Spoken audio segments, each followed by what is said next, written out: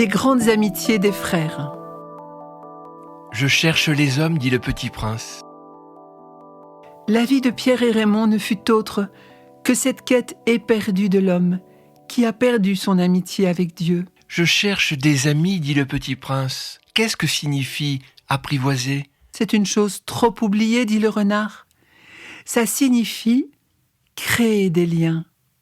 Nous connaissons bien cette page du Petit Prince de Saint-Antoine de Saint-Exupéry. Nos deux frères avaient ce charisme de l'amitié. À travers ces amitiés, ils découvraient des témoins de l'invisible. Ces rencontres les engageaient toujours plus sur le chemin de l'éternité, sur le chemin de l'amour, faisant plus ample connaissance avec l'une de ces grandes amitiés. Claude Georgeon. Claude a été un véritable ami pour Pierre. Encore séminariste au Carme à Paris, Claude fait des colonies de vacances à Châtel en 1953. Il passe assister à l'ordination de son ami Pierre à Besançon le 29 juin. Puis il rejoint les jeunes en montagne. Lors d'une sortie, il fait une chute mortelle. Il n'a que 24 ans. Il est fils unique. Et ses dernières paroles un peu avant l'accident, « Rien ne serait plus beau que de mourir en pleine montagne face à Dieu ». Dans son carnet intime, ses parents retrouvent ces notes. « Je veux donner ma vie pour que Pierre soit un bon prêtre. » Comment ne pas être bouleversé par une telle découverte ? Pierre restera toujours marqué, jusqu'au plus intime de son cœur de prêtre, par l'offrande de Claude. Tous deux étaient appelés à être prêtres. Si Claude a célébré sa première messe par le sacrifice de sa vie, il sera toujours le grand frère et intercesseur qui fécondera le sacerdoce de Pierre et de Raymond. Alors qu'il fait son service militaire, Pierre se retrouve à l'école des sous-officiers à Lyon. À son arrivée, il est au dortoir et il voit un jeune qui semble peiner pour coudre ses initiales sur son uniforme. Il a l'air un peu maladroit pour ce type d'activité. Bien sûr, Claude est fils unique, il vient d'un milieu assez raffiné. Maman Simone, elle était une couturière hors pair, vous vous souvenez, et elle avait formé ses enfants à se débrouiller. Alors Pierre s'empresse de lui proposer son aide. Ils se découvrent. Claude aussi est séminariste. L'amitié se noue très vite entre les deux jeunes. Claude était un jeune qui joignait à la délicatesse de l'esprit la délicatesse du cœur. Il aimait la vérité, il aimait le beau, il avait la hantise des sommets toujours plus hauts. Il étudiera le droit, la philosophie et la théologie, mais toujours avec de grands auteurs. Alors, Claude commence à raconter à Pierre sa conversion, car en fait, il vient d'une famille juive, et petit, il n'avait pas du tout la foi. Pierre se fait tout à l'écoute, et voit le travail de Dieu dans l'âme de son ami. Sa mère, originaire d'une vieille famille juive, alsacienne et premier prix de chant au conservatoire à Nancy. Athée comme son mari. Pourtant, à 9 ans, Claude fait un reproche à sa mère. « Pourquoi je ne vais pas au catéchisme comme mes copains ?» Même s'il affirme en riant que le bon Dieu n'existe pas et que là-haut il y a juste de l'oxygène et du gaz carbonique, il demande à sa mère « Pourquoi ne m'as-tu jamais parlé de Dieu ?» L'esprit est à l'œuvre et travaille le cœur de la très douce et aimante maman, celle qu'il appelle sa merveilleuse amie. Ils seront baptisés tous les deux le même jour. Un itinéraire magnifique et débordant de grâce. Pierre et Claude deviennent de vrais amis, car tous deux veulent donner toute leur vie à Jésus. Ils ont la même soif d'absolu. Ils veulent être prêtres pour sauver les âmes avec Jésus. Ils sont généreux dans le sacrifice. Ils sont passionnés par la vérité avec un grand V. Ils aiment découvrir la vie, passionnés de culture, de philosophie. Ils font beaucoup de choses ensemble. Ils vont au théâtre, à l'opéra. Ils font des voyages, des pèlerinages, à la Salette, à Ars, à Lisieux et en Suisse. Pierre devient bientôt le second enfant de la famille Georgeon qui habitait à la Courneuve à Paris. Le père de Deban disait de Claude « Son âme avait soif des sommets. Il cherchait la vérité absolue et l'amour absolu. Mais c'est pendant son service militaire à Lyon qu'il a eu une très grande grâce, la découverte d'un ami véritable, d'un frère qui était lui aussi séminariste, Pierre.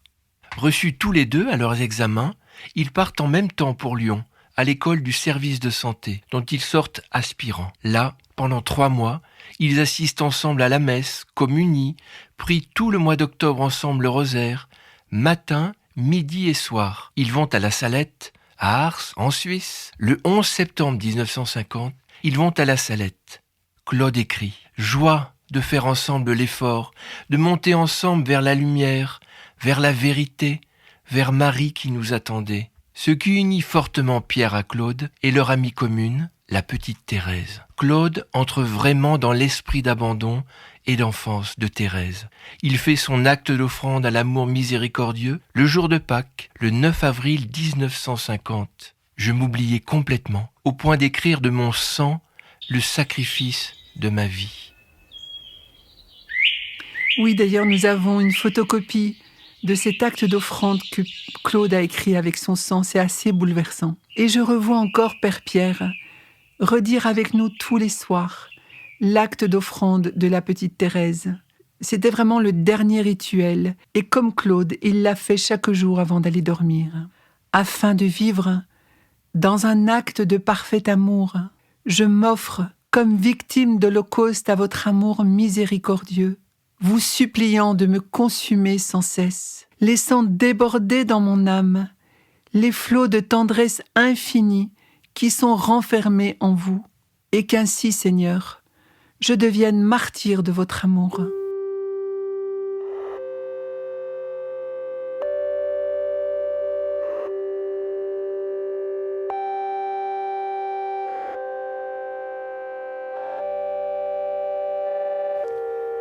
Voici les 3 pôles de ma spiritualité.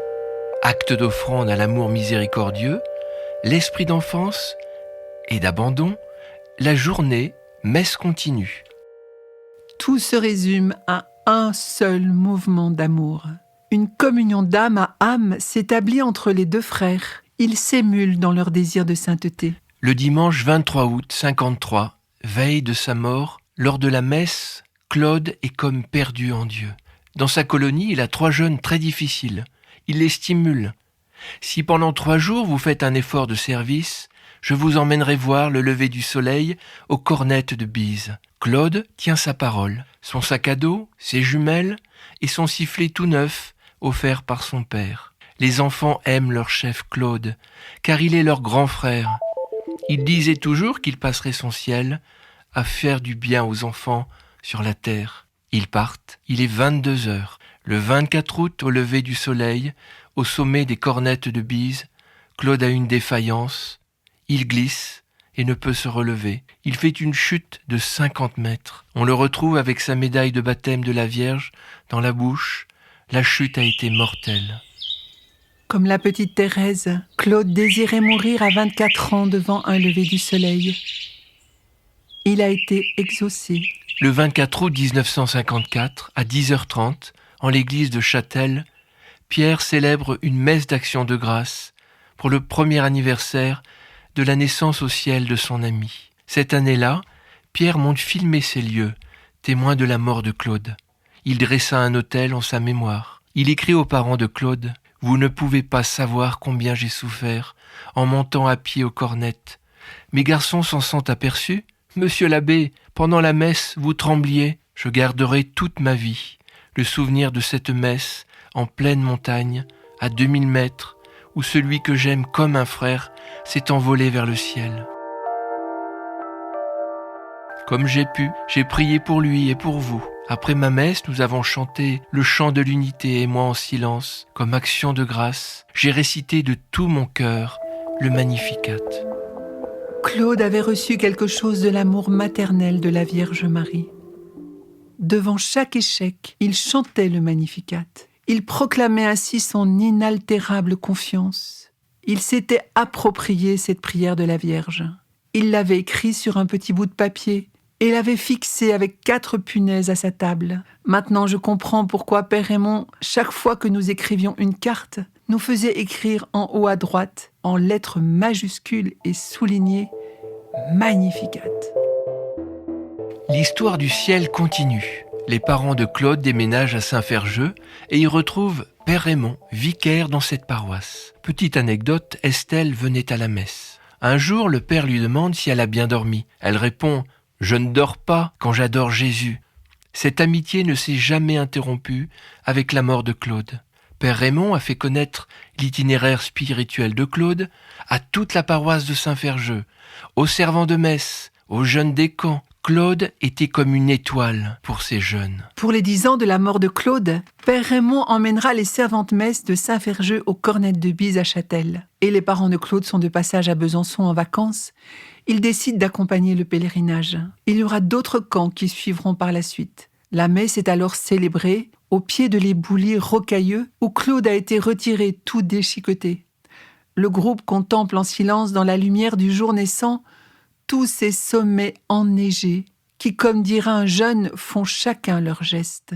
L'Eucharistie terminée, tous chantent bien sûr le Magnificat. Ils prient Claude de les aider à être fidèles à leur baptême et d'aller jusqu'au bout de leurs engagements. Alors se passe un événement extraordinaire. Un jeune du groupe s'approche. Il ouvre sa main et montre un sifflet, tout neuf et poli. Il venait de le trouver dans la rocaille, mais qui a bien pu égarer son sifflet tout neuf ? Comme s'il portait une relique, nous avons hâte de le montrer aux parents de Claude. Car avant de partir en colonie, Jean Georgeon avait acheté un sifflet tout neuf à son fils, qui bouleversé le reconnaît. Quel clin d'œil de Claude ! Nos prières ne sont-elles pas comme un coup de sifflet à nos bien-aimés du ciel ? La présence de Claude restera toujours vivante dans le parcours de nos deux frères prêtres. Jusqu'au dernier battement de leur cœur, Claude et Pierre, comme deux frères dans le sacerdoce, renouvelleront leur offrande comme victimes à l'amour miséricordieux du bon Dieu. Un appel m'est venu du haut de la montagne, un appel impérieux, et j'ai quitté la plaine chaude et facile, à la poursuite de mon cœur, à la poursuite d'un grand amour qui planait haut sur la plaine chaude et facile. Qui donc es-tu, toi, qui m'as pris mon cœur ? C'était un poème de Claude.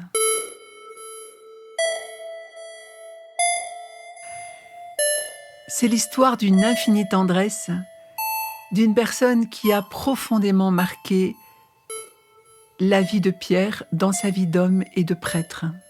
Quand j'ai voulu rejoindre Raymond, il m'a dit « Va faire une expérience dans une léproserie pour t'apprivoiser avec nos frères lépreux. » À cette époque-là, en France, il y a 4 grands centres pour les lépreux, et le plus grand se trouvait près de Nîmes, dans une ancienne chartreuse appelée la Valbonne.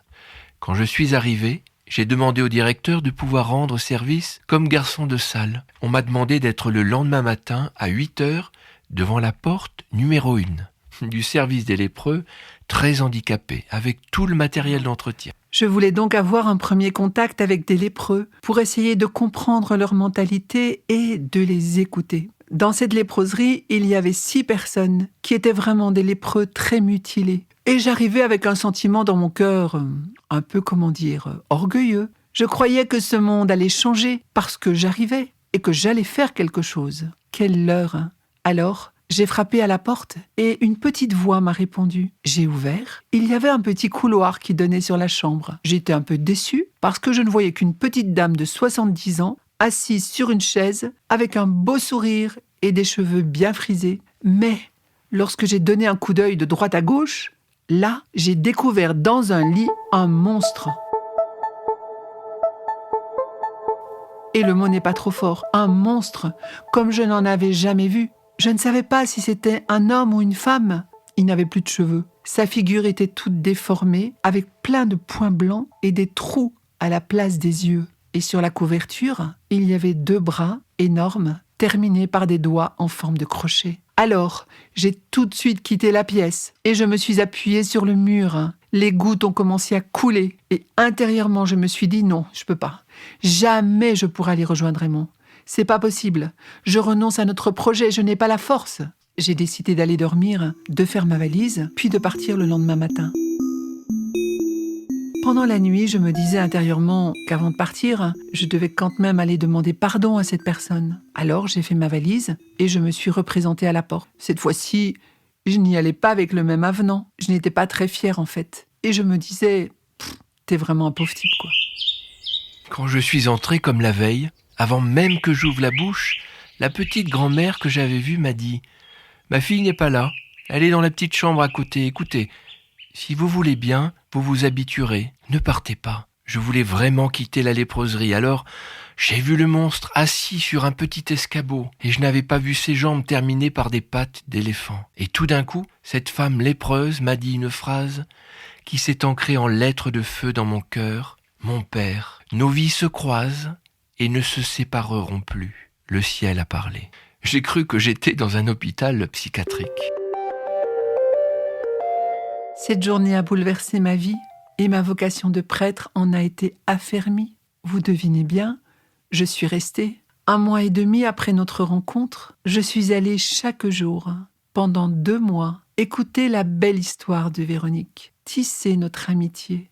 Elle a été publiée sous le titre d'une infinie tendresse, ou la vie et la prière d'une lépreuse. Oui, Véronique m'a fait découvrir que c'est vraiment avec une infinie tendresse qu'il faut regarder l'autre, parce qu'il a un message profond à nous donner. Ces grands souffrants continuent dans leur corps le mystère de Jésus crucifié.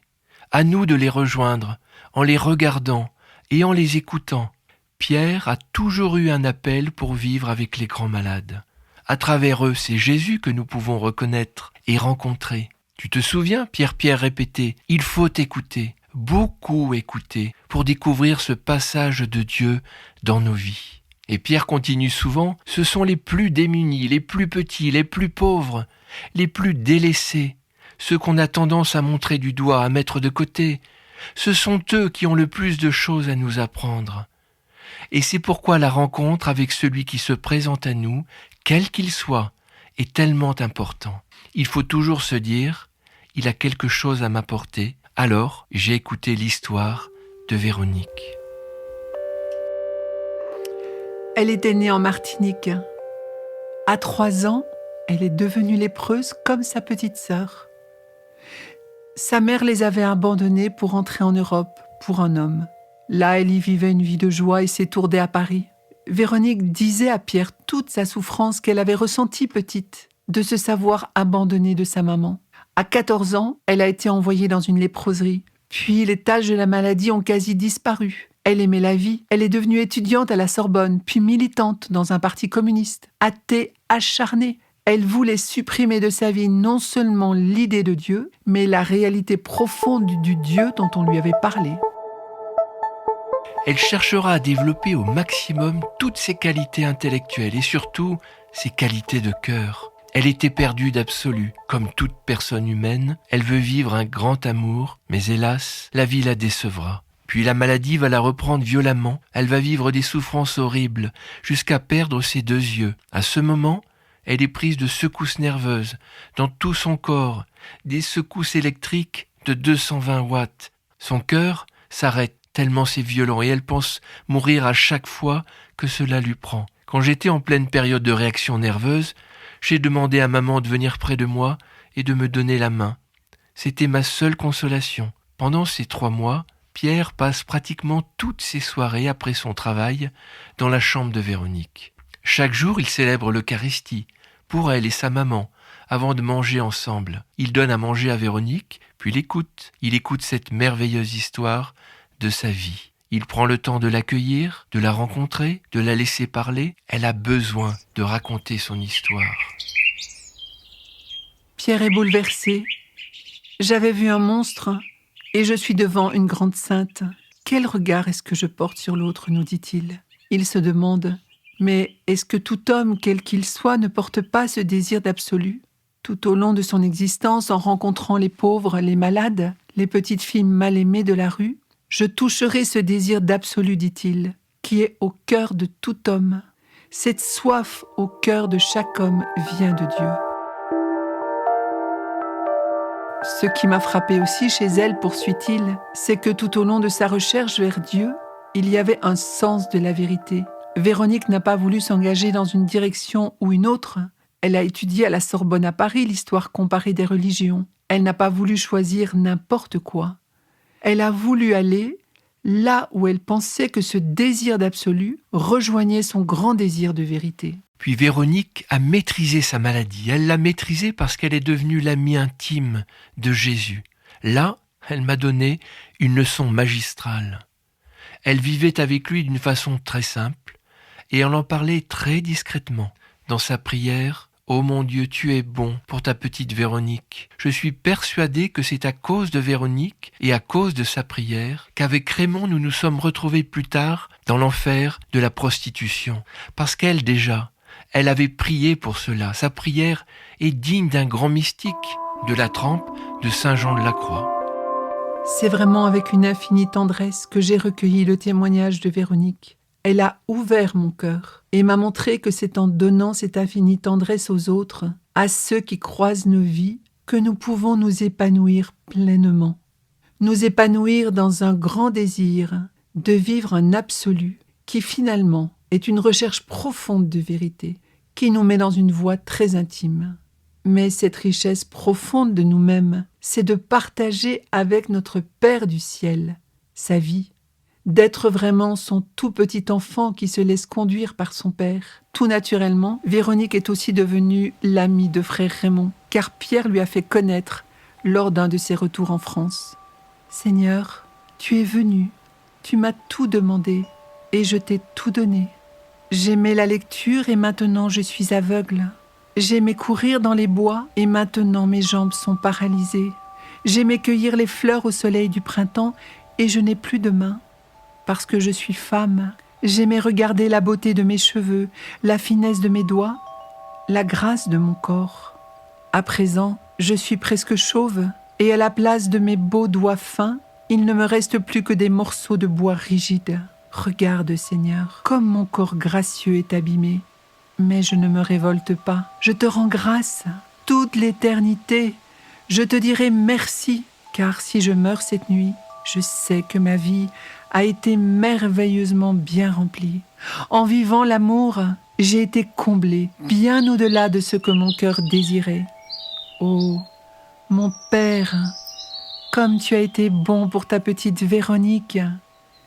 Et ce soir, ô mon amour, je te prie pour les lépreux du monde entier. Je te prie surtout pour ceux que la lèpre morale abat, détruit, mutile et terrasse. Ceux-là surtout, je les aime et je m'offre en silence pour eux, car ils sont mes frères et sœurs. Ô mon amour, je te donne ma lèpre physique pour qu'ils ne connaissent plus le dégoût, l'amertume et la froideur de leur lèpre morale. Je suis ta petite fille, ô mon Père. Conduis-moi par la main, comme une maman conduit son bébé. Presse-moi sur ton cœur comme un père.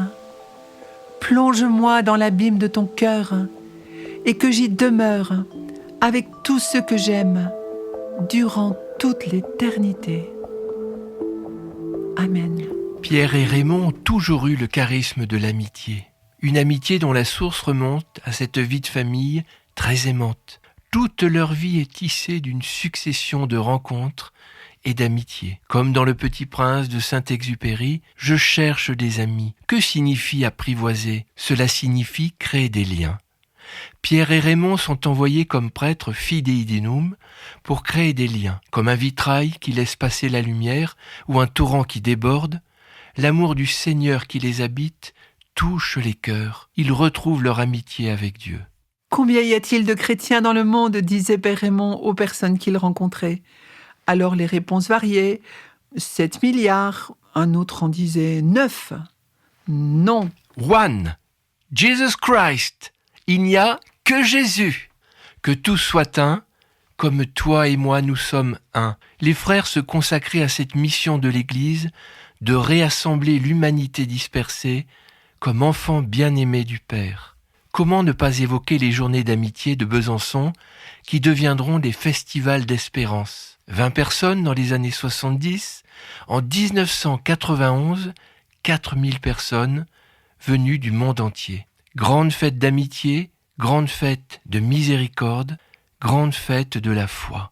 Boiteux, aveugles, sourds, muets, malades, tous étaient convoqués d'abord. Ces petits, ces préférés de Jésus, ces mal-aimés, ces sans importance, atteints au plus profond d'eux-mêmes, dans leur corps et dans leur âme. Mendiants, alcooliques, enfants rescapés des massacres, mal-aimés de la rue, à l'origine de ces rassemblements, 2 êtres pleins d'amour, Pierre et Raymond. L'Évangile les rassemblait tous. pour dire qu'avec un brin de foi, on peut soulever des montagnes. La joie et l'espérance étaient criées de partout. Père Pierre disait souvent « Les pauvres nous évangélisent, ils sont nos plus grands professeurs de théologie ». Alors qu'il est déjà au ciel, lors d'une de ses quotidiennes visites nocturnes à son frère, il dit à Raymond avec insistance « N'oublie pas Raymond, va chercher les pauvres, les malades, les boiteux, les petits ». Nous sommes partis au Festival de l'Espérance de 88, nous disent Marie-Ange et Antoine. La messe a duré 3h30. Et cela a passé tellement vite. Nous y sommes encore. Plus jamais nous n'avons vécu une telle Eucharistie.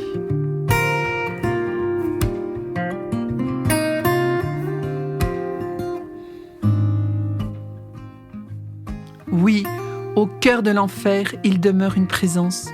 Nous sommes accompagnés comme sur le chemin d'Emmaüs.